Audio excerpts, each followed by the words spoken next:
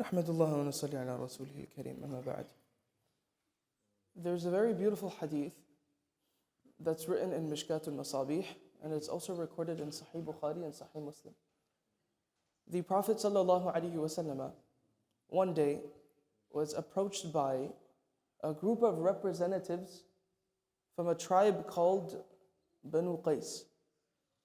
And this wafd, or these groups of representatives, they came one day to the Prophet ﷺ and they said, Ya Rasulullah, we came in such a journey, we came from a far place, and we came in such a way where we don't think we'll be able to come back again.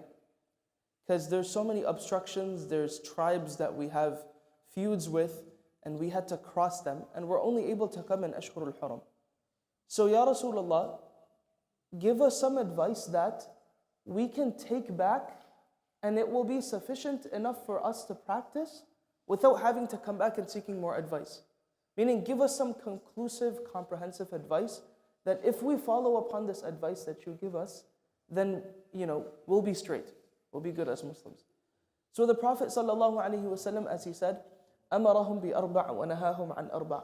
The Prophet ﷺ commanded them to do 4 things, and he negated them from 4 things. He prohibited them from doing 4 things. Now, we can go into every single one, and every single one is a discussion in and of itself. But today I want to focus on what the Prophet ﷺ prohibited them from doing.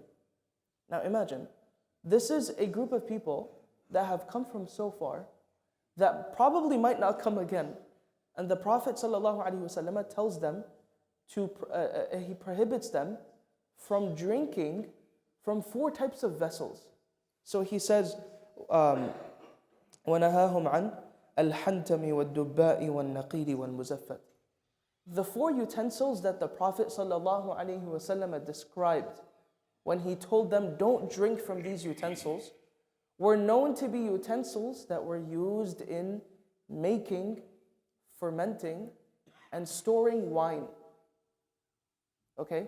So these were 4 utensils that before the time of, before Islam, and even during Islam when alcohol was still okay, these were 4 types of utensils that the Arabs would use to make wine, ferment it, and then store it. So these 4 utensils, they varied based upon the technique that was used. For some of them, the inlining was made out of vegetables in order to enhance the flavor. For some, it was just made out of clay, for some dirt. Okay? But what was so beautiful is that the commentators talk about why the Prophet ﷺ prohibited them from using these utensils. Even though they're Muslims, they're not going to drink wine from it. Okay? There are many different reasons, apart from tashabuh and being like the kuffar and being like the disbelievers.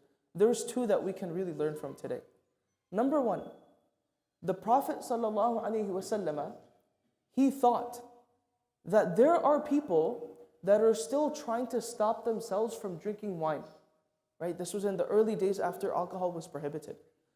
The Prophet ﷺ thought that maybe some people, they never drank alcohol before, so it'll be easy for them to stop. But for others, they're still trying to stop. And if you were to drink with that wine glass in front of them, it may trigger their memory. And so they may go back to drinking wine. And this shows us that it's not just about wine, but rather it's about how Islam has talked to us and told us about caring for other people. Not just talking to them, not just conversating with them, not just dealing with financial transactions, but with things that they can see.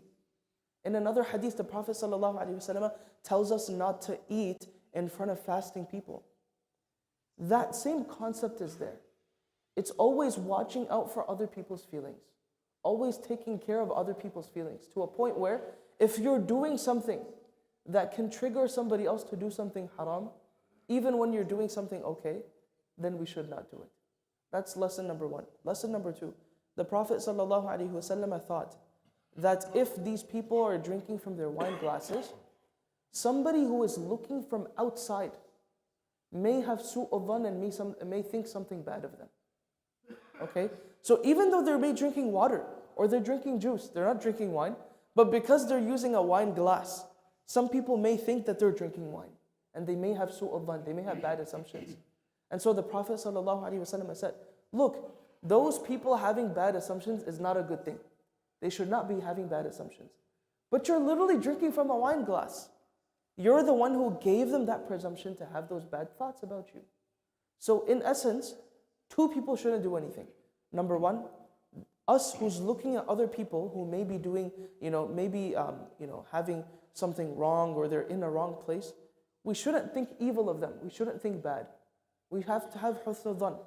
We think that maybe something happened, or they're put in that situation, they're forced. But that person who's putting himself in a bad situation, why is he putting him in that bad situation? Why are you doing something where people can look at you and think that you're doing something bad? And this kind of comes into context nowadays. There's places where sometimes we shouldn't be there. I mean, for me, some of my friends, when we go out to watch games, like for example, UFC games, some of my friends will go to sports bars. They'll go to bars. They're not going there to drink beer, they're not going to drink wine or anything like that, but they like the ambiance, because everybody's hyped up and everybody's like really into the game. So they'll go there. And so when I tell them not to, they're like, look, the people outside, the uncles, aunties, they shouldn't judge us. They shouldn't say, hey, why are they in the sports bar? Oh, they're drinking wine. I said, yeah, that's true. But also according to this hadith, we also have to save ourselves from places where people can have those evil assumptions of us. That's number one. Number two, the Prophet ﷺ told us this. You can start with something that may be like doubtful. But what will happen is that if you continue on and on and on and on, you're going to end up falling into that haram. So 2 lessons, inshallah ta'ala. Number one, let's try to take care of other people's feelings. And number two, the second lesson that we learned from this hadith is that try to put ourselves in situations where other people will not have ill feelings, or other people will not assume bad of us. I ask Allah subhanahu wa ta'ala to give us all the tawfiq. Jazakallah khair. Subhanakallah bihamdika. Nashhadu an la ilaha illa anta astaghfiruka wa atubu ilayk. Assalamu